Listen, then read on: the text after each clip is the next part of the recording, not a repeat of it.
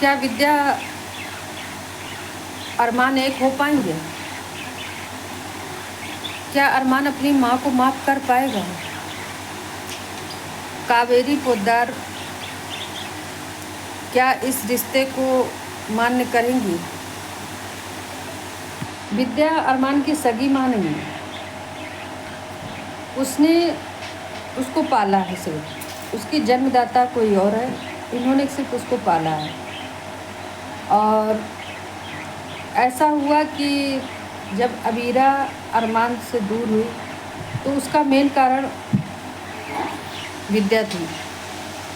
विद्या नहीं चाहती थी कि अरमान और अबीरा एक हो। कहा जाता है दोस्तों कि अगर दो शख्स के बीच में कोई तीसरा आता है तो रिश्ते कभी नहीं चल पाते। रिश्तों को टूटना स्वाभाविक है, वही हाल हुआ। अरमान और अबीरा के बीच में विद्या आ गई। 8 साल दोनों एक दूसरे से दूर रहे और आज भी तीसरा सदस्य यही कर रहा है कि वो दोनों ना मिल पाए। लेकिन इसमें जो विद्या ने चाल चली वो तो सब ठीक था, लेकिन समझदारी इस जगह अरमान की लगती है कि कहीं सुनी बातों में, दूसरों की बातों में अपने इंसान को छोड़कर खुद 8 साल दर्द में रहा, एक पल अबीरा को भूल नहीं पाया, लेकिन फिर भी उससे दूर रहा। जैसे आज अरमान ने उससे झुके माफ़ी मांगे और बात की, अपनी गलती एहसास की, अगर वही समय अरमान अबीरा से अगर बात कर लेते और सारी प्रॉब्लम सॉल्व हो जाती तो ये 8 साल उनकी दूरियां ना होती। और पहले अरमान मुक्ति को भी नहीं मानने को तैयार था, लेकिन आज वो मुक्ति और मायरा को बराबर का दर्जा दे रखा है। और उस समय अबीरा रिश्ता निभाने के लिए तैयार थी, आज अबीरा उस रिश्ते के नाम से डरती है। उस रिश्ते के नाम से डरती है कि कितनी बार दिल टूटेगा, कितनी बार हम एक होंगे और कितनी बार हम अलग हैं।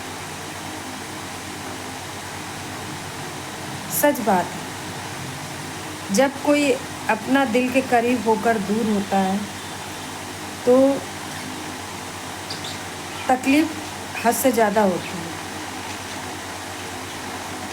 हद से ज़्यादा तकलीफ़ होती है। और शायद वो तकलीफ़ अरमान ने नहीं झेली जो तकलीफ़ अबीरा ने झेली। और अभी भी एक साथ होके, एक छत के नीचे होकर फिर भी दिल से एक नहीं हो पा रहा। कहते हैं रिश्ते बड़े नाजुक होते हैं। रिश्तों में उतार चढ़ाव तो देखा है, लड़ाई झगड़ा तो देखा है, लेकिन जब कोई तीसरा आ जाता है तो उन रिश्तों को टूटते हुए, बिखरते हुए भी देखा है। उन रिश्तों को बचाने के लिए कुछ भी हाथ नहीं लगता है।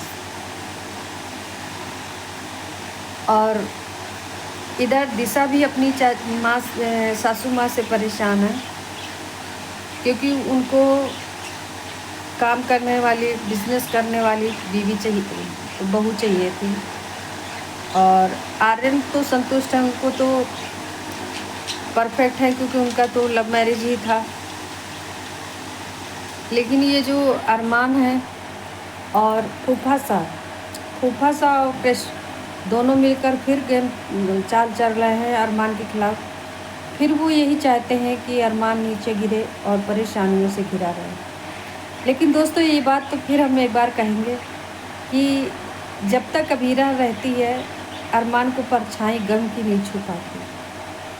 कोई तकलीफ़, कोई परछाई कुछ भी नहीं छू पाता और अबीरा के हटते ही सारे गम आ जाते हैं। अबीरा एक ढाल बनकर, अरमान की किस्मत बनकर उसके साथ चलती है।